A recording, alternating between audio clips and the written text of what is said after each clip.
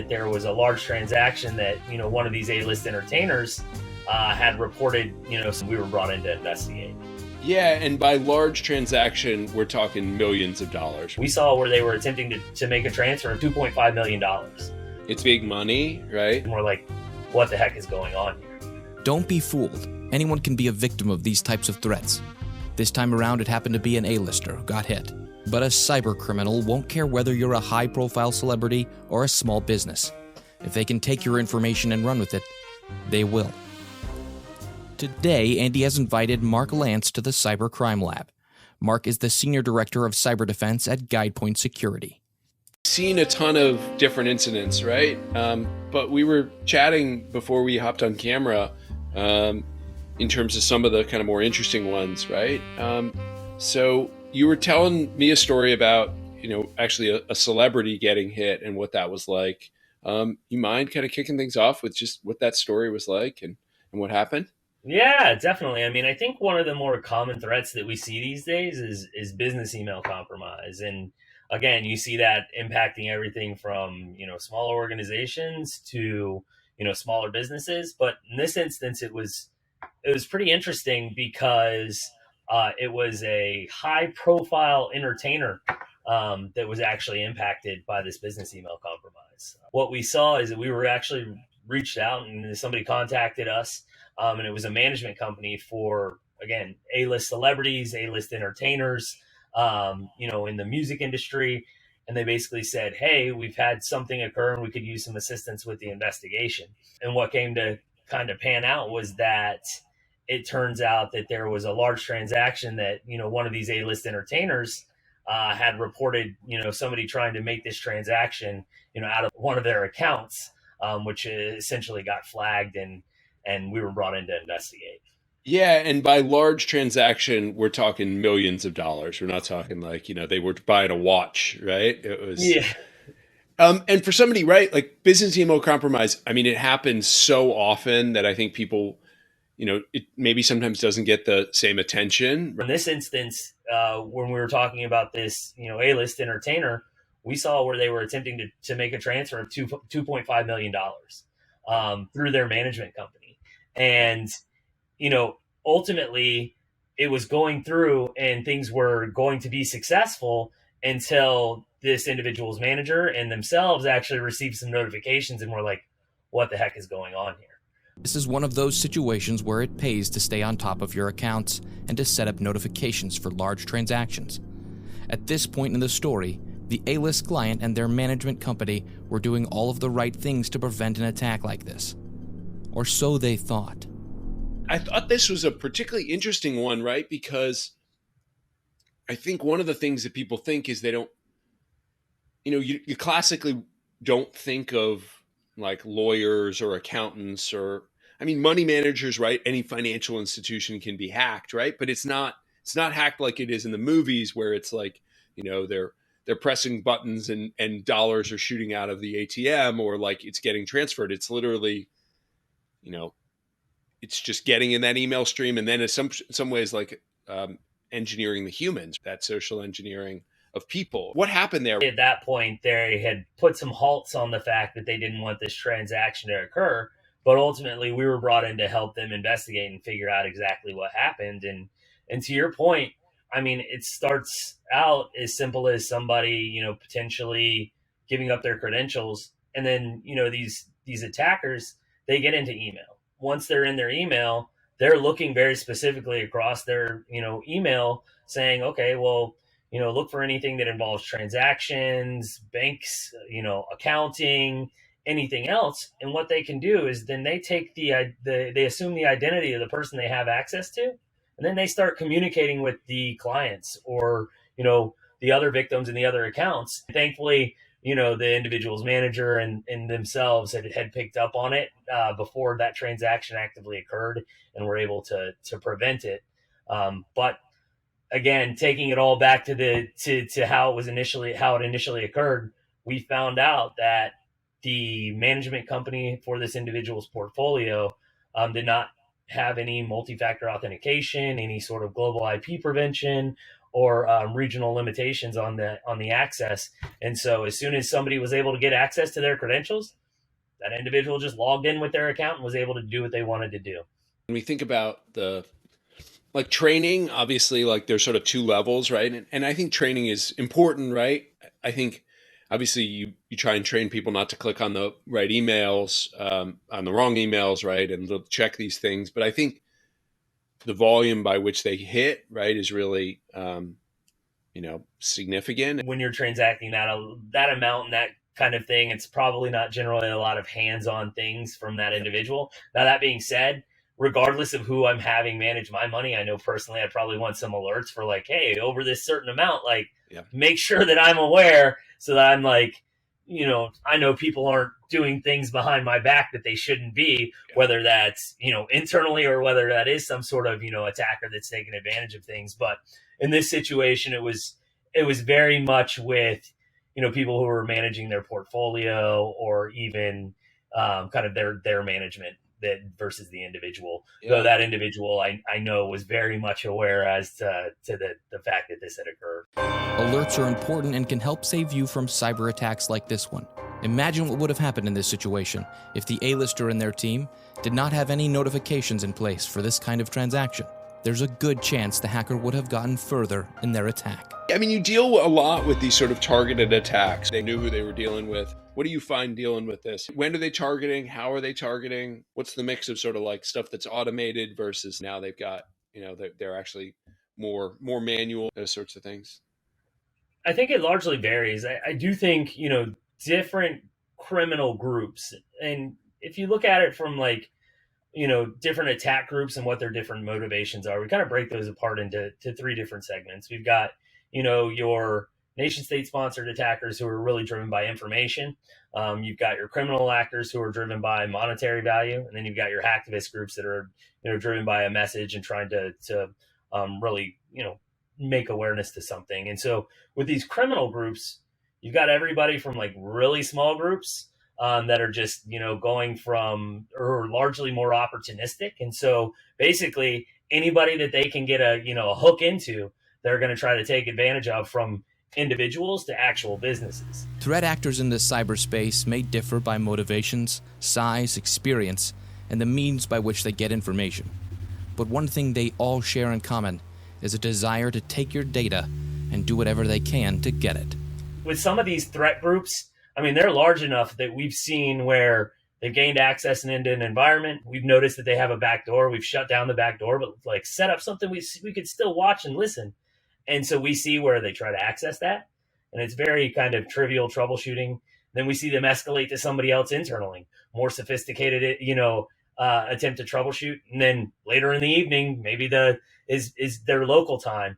And we actually see where it's significantly more sophisticated troubleshooting, trying to do things to get access back to that. And again, we're seeing those escalation chains internally. And we know that these criminal organizations have, teams for IT support and troubleshooting. They're putting job recs out there on the dark web and trying to hire. They're saying, send us your CV and let us interview you. And they're going through full interview processes, regardless of the fact that these are online criminal organizations. And so I think to your point, it just very widely varies, based on the sophistication of that group, from everything from script kiddies all the way to these, multi-billion-dollar businesses. Script kiddie is a term to identify less experienced and perhaps less malicious hackers. They tend to use existing software to launch their cyber attacks. But don't let the name fool you. They may be less experienced, but that doesn't mean they can't do serious damage. It's big money, right? So they can hire good talent and pay them well, and and they're organized, right? One of the things we hear from a lot of small to medium-sized businesses is they're not a celebrity, right? They're not high profile. And so they feel like they're not going to get targeted. What would you say to someone like that? I would say any organization is really a target. Again, regardless of their size, their industry, especially when you're starting to talk about, criminal activities, because it could be, mom and pop's pizza shop to, a Fortune 50 organization. There's still somebody who's going to think that you're a large enough target and try to make money off of that. So it can really be, an organization of any size, because if you've got infrastructure, if you require that infrastructure to run a business, or if you have sensitive data that somebody feels like they would want access to, then, they could potentially extort you for that, or blackmail you to try to get you to make some sort of payment. And so, again, not all of them are at the same scale as, your Colonial Pipelines or, other incidents we've all heard about recently. But anybody of any size can really, be a victim and should be paying attention to this stuff. When you've dealt with these attacks, like what's been kind of fun and interesting? You were talking about some of these, these targeted attacks and sort of seeing the activity and sort of, how what happens when you start to like catch on to them doing stuff, right? Yeah, I mean, we've had some crazy ones. I mean, because again, if you've got something that somebody wants access to, they're going to try to find a way to get into the environment and gain access to that. I mean, we had one where the client had a backup solution, and the sophistication of the attackers were like, we want to be able to continually get into this environment regardless of what they implement. We found their backup of their remote access solution and how they remotely, have people get in. They stole that backup copy of it, stood it up somewhere, and started issuing their own codes to get into an environment. So, I mean, the only thing you're seeing is successfully authenticated traffic into your environment without the outbound codes kind of being issued. And so things like that, we've even had, I think, one of the more interesting interactions we had with threat actors where we were working with this client who, we found out that the threat actor had access to their environment, was starting to try to determine what they could get out of their environment. Maybe it was staging for ransomware. Maybe it was for, again, trying to gain access to intellectual property or anything else. But what we did is, once we understood where they were and what they were doing, we put in some containment mechanisms, things to prevent them from continuing getting back into the environment. Containment mechanisms that companies like Mark set up for their clients are methods of increasing security. They work as checkpoints that users must cross if they want to access information, files, systems, or networks. One of which many of us are familiar is multi-factor authentication, or MFA. These mechanisms have well-defined security policies in order to help mitigate the threat of a cyber attack. And so we know they had, these backdoors and these remote methods for getting in. We see them, we're monitoring those, they're not able to get in there. They then go over to, the remote access, and they see now there's multi-factor authentication required. And they're like, oh crap, well, we can't get in there this way anymore because we don't have MFA or the creds to get there. So they go back over, start troubleshooting the backdoor access. And eventually I think they realized that, we had thwarted their access and they no longer had access. So they went back over to the new solution that had been implemented and started using, usernames like username FU, and next username, we know you're watching us. Next username, we're going to get back in.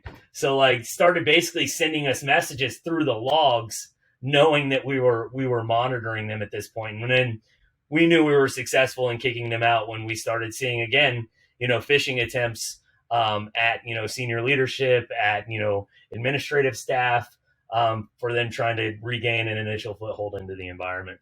Yeah. They hadn't given up yet. Once you've got something or if you have something they want, I mean, you can put hindrances in place, but they're going to continue to try to get back in. I mean, even if it involves like, say, your organization A, and you're able to successfully remove them, we've seen where they'll start targeting, subsidiaries or organization B to get back into your environment because they want something you have so badly. Yet another example of how determined attackers can be if you have something they want. Vigilance and the support of someone like Mark are vital until you're absolutely sure that the threat actor can no longer have access, lest they gain entry and commit the same attack all over again. I know you've dealt with some like potential nation state folks, right? Like how long have you seen persistence and like, what would blow people's minds? We have had a client that we worked with that they brought us in to say, hey, we don't know if we're currently compromised. Can you tell us? We get in very quickly. We're like, yeah, you guys have something bad going on in your environment and it appears to be targeted. In this situation, we start investigating. the threat actor had actually been present in the environment for over 2.5 years and knew the client environment so well that this client was producing something that contained intellectual property, was doing code releases, even structural releases of the things that they were potentially manufacturing.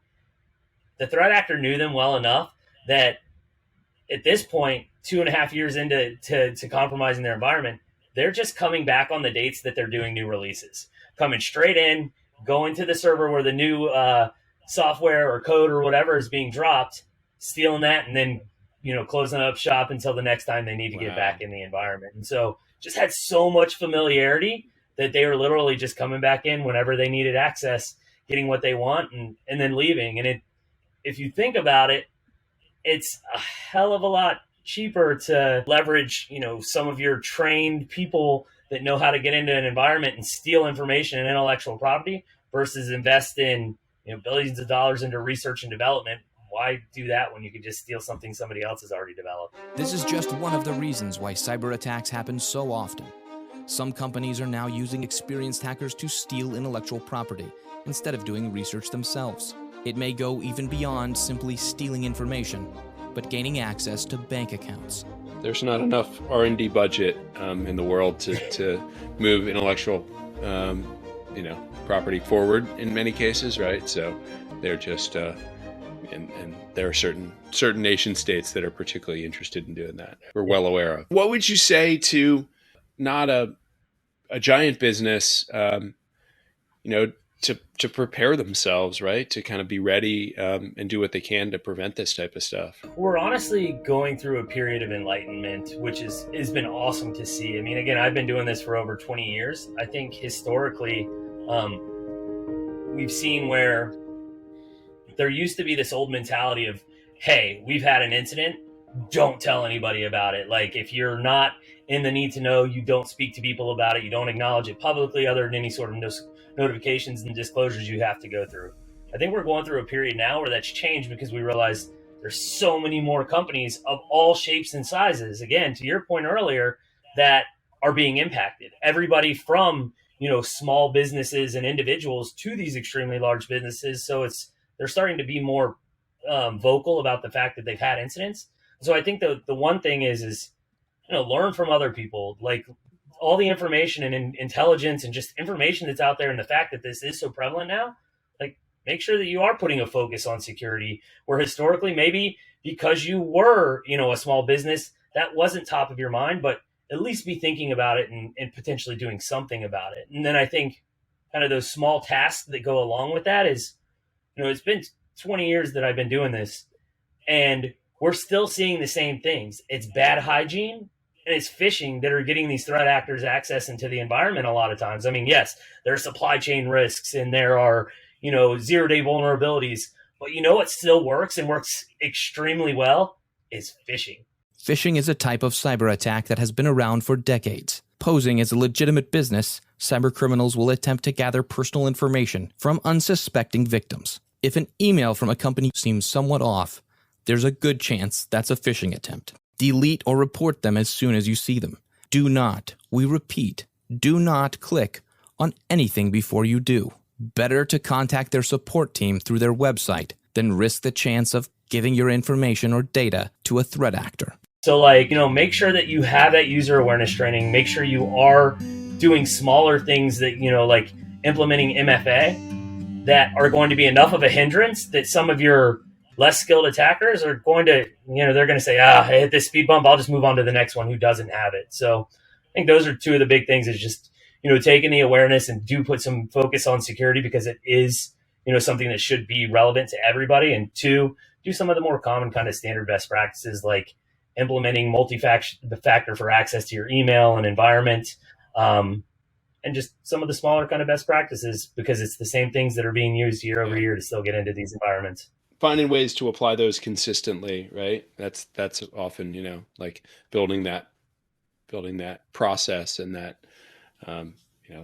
to do it over and over again. How about, and I love your point on sort of sharing, right? Because I think we are, that the threat actors benefit so much from the fact that, that what they did what they've done previously hasn't been learned from, right? And so if there's this sort of continuous learning process from the community that's trying to defend against them, right, even down to individual organizations, it just like constantly ups the game for them and forces them to kind of keep redoing stuff, which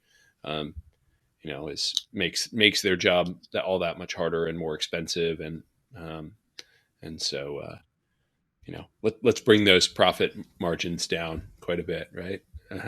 Yep, damn straight. Let's all help each other. I mean, even when we're working with clients, you might have a competitor down the street, but you're not necessarily going to give them the secret sauce, defines you from them, but you guys can still talk about, the challenges you have from a cyber perspective. So we're not, we've built working groups and relationships between direct competitors so that they can share information because, regardless of whether you're competitive in business, we're dealing with the same bad guys and trying to prevent that. So like you said, let's bring down those profit margins for some of these criminal groups.